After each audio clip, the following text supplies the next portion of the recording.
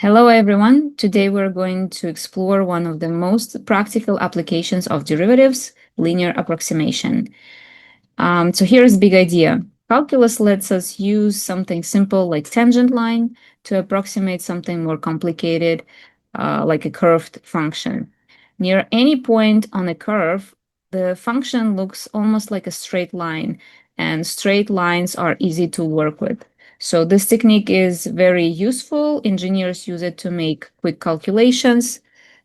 Scientists use it to estimate experimental results, and even your calculator uses it every time you hit the square root button. So let's look at where we can actually use it.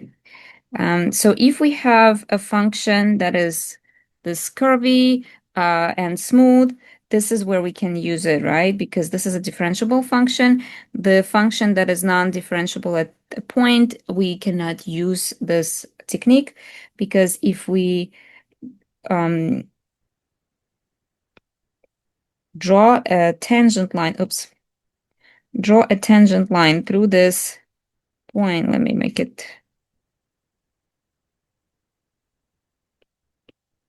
a bit closer here. Okay. So you see that if we zoom in on this region more and more, I mean, I have a bit of a kind of limit on that, but if we start zooming in more and more on this kind of window, we see that our curve, our black curve starts behaving or start looking like a straight line, right? So around this point A, we can approximate our function, not knowing what the function is. So we don't know the equation of this function, but we can approximate it by this orange line. Let's call it L of x. And this would be our f of x. Okay, now if we look at this graph and if we try to approximate find the linear approximation around this point B. So that's going to be this f of B. It not necessarily has to be a straight line. We can also move it a little bit higher or lower, but it's not smooth, right? So if we try to zoom in more and more on this window, kind of, we see that there's no way we can find a line that approximates that exactly, that will follow the same exactly shape, because this corner cannot be erased, right? So in this case, we cannot find any linear approximation at this point because there is this corner and the function is non-differentiable at this specific spot. So you need to have a smooth function that you can kind of zoom and see that it looks like a line, right? For example, right here, the same thing, right? So if we zoom in on it, we see that it kind of starts following this this line, I guess. So we can approximate using the line approximate this function with the line. So this is why it is useful around some specific point. So we usually call this line a tangent line, right? Tangent line. And at x equals to a, and the equation of this line would be y equals to mx plus b, but in calculus, how we usually write it. So let me move that a bit to the side. In calculus, we write this y equals to mx plus b as, in our case, we call it L of x, right? Or we can call it y for now. That is gonna be, so we have y minus y1 equals to mx minus x1. In our case, it's going to be y minus f of a, right? So if we choose this a as our point, then it's so y minus f of a is equal to f prime of a times x minus a, right? And as we said, if we call it L of x, which is, let's say, linear approximation, right? So the equation of this L of x will be f of a plus f prime of a times x minus a, right? And we see that f of x is approximately the same as this L of x at x equal to a, or we can say f of a is approximately the same as L of a, right? At this specific point or around this point, very close to this point. Okay, so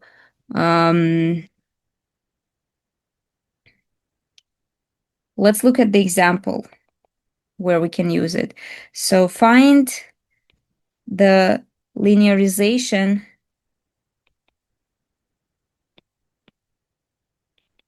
L of x of the f of x at x equal to a, and the function that is given to us is 2 over square root of x squared minus 5. And we want to approximate it around at point 3. So for a function, or sorry, for this approximation, we need f of a, we need f prime of a, and we need that a, right? So we are given that a is equal to 3. So the only thing that we need to do is evaluate a function at this 3, and then we need to also find the derivative of the function and evaluate it at a as well. So f of a is equal to, f of 3 is equal to 2 over square root of 3 squared minus 5, which is 2 over, so it's 9 minus 5, that's going to be square root of 4. So we have 2 over 2, which is 1. Okay.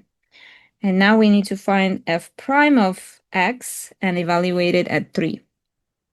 So f of x is, we can rewrite it as 2 to the times x squared minus 5 to the power of negative 1 over 2, right? So now when we take the derivative, just using the power rule, we have 2 times negative 1 over 2 times x squared minus 5 to the power of negative 3 over 2 times 2x, right? Chain rule. So these are gone, and we have negative 2x over x squared minus 5 to the power of 3 over 2. Now we evaluate this derivative at 3, and we have negative 2 times 3 divided by 3 squared minus 5 to the power of 3 over 2. So here we have negative 6 divided by 9 minus 5, that's still 4. So we have square root of 4 cubed. And this is going to be negative 6 divided by, so this is 2, and then 2 cubed is 8. So we have negative 6 over 8, which is negative 3 over 4. And now we can write the approximation, the linear approximation. So L of x is equal to f of 3 plus f prime of 3 times x minus 3. So L of x is equal to f of 3 was 1 plus f prime of 3 is negative 3 over 4 times x minus 3. And we have here 1 minus 3 over 4x plus 9 over 4. So that is negative 3 over 4x plus 13 over 4. And this is going to be your linear approximation. Now, where is that useful?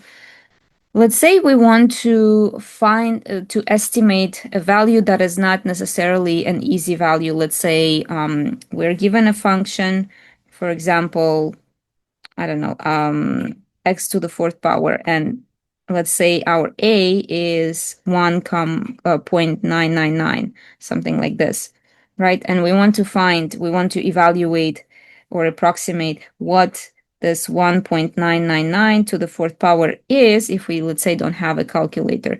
So that might help us. So let's say we have an example. Use linear approximation to estimate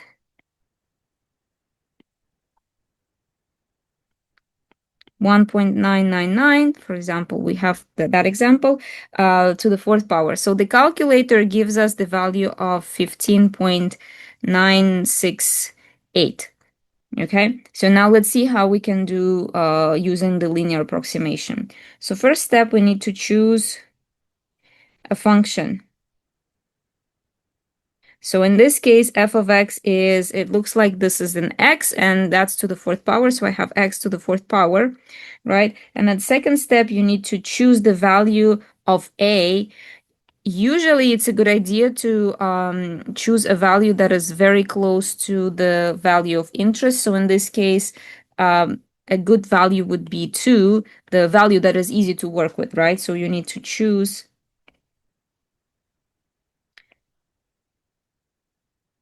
a value of a. So it must be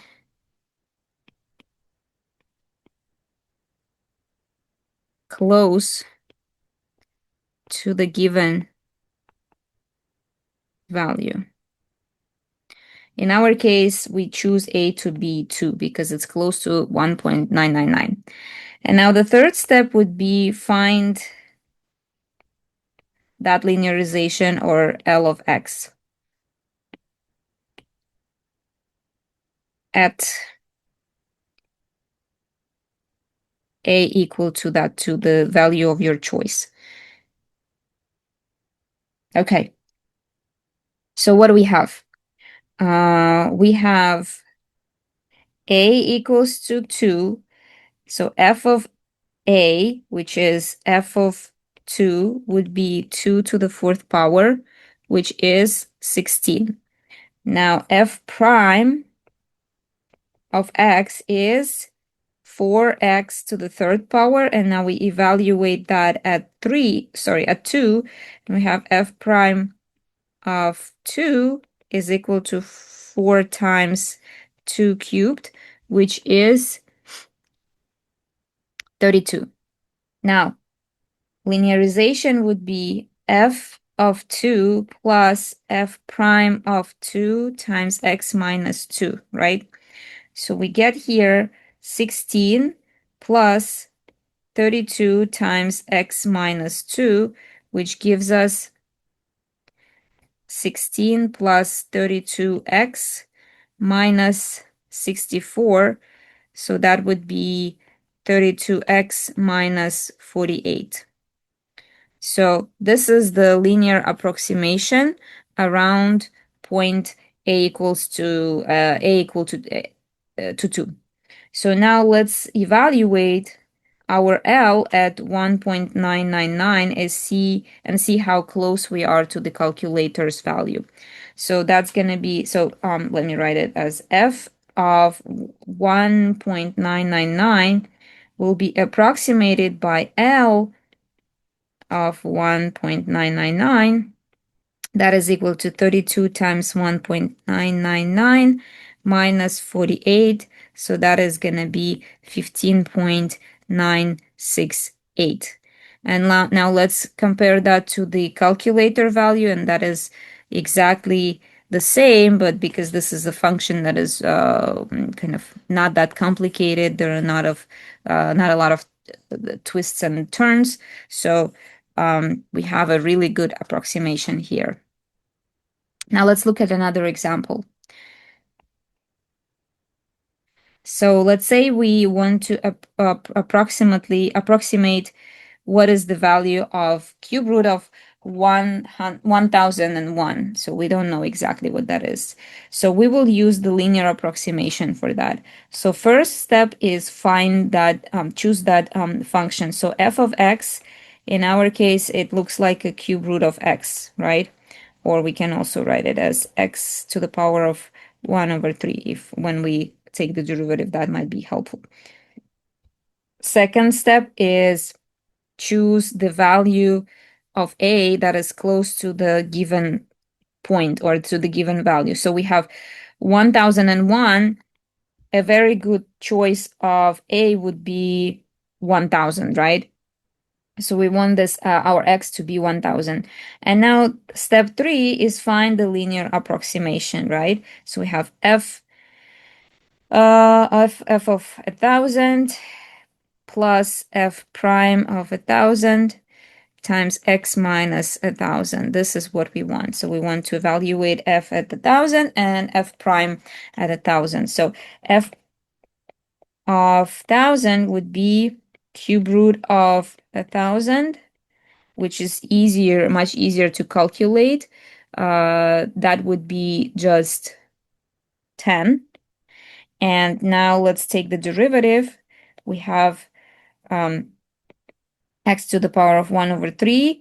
That becomes, we bring that down and remove a power by 1.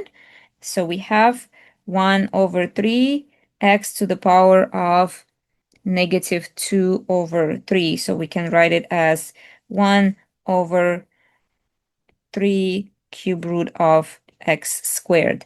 And now we evaluate it at 1000.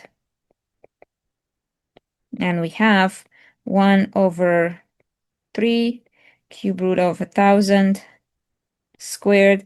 As we said before, that's going to be 1/3. So cube root of 1000, that's a 10. So 10 squared. And we have here 1/300. I guess we can leave it like that. So now linear approximation would be f of 1000 is 10 plus f prime of 1000 is 1/300 times x minus 1000. That is equal to 10 plus x over 300 minus 1000/300. So we simplify it. We get x over 300 minus 2000/300, which is, we can write it, we can leave it like this, or we can write it all together, x minus 2000/300. And now this is our linear approximation, right? And now since we have the value, the given value is 1001, so now we'll just plug in 1001 into the expression that we found for linear approximation. So f of 1001 would be approximated by L of 1001, which is 1001 minus 2000/300. So that will be 3001/300, which is approximately 10.003. So this is the way that you can use linear approximation to find the values that are not really easy to find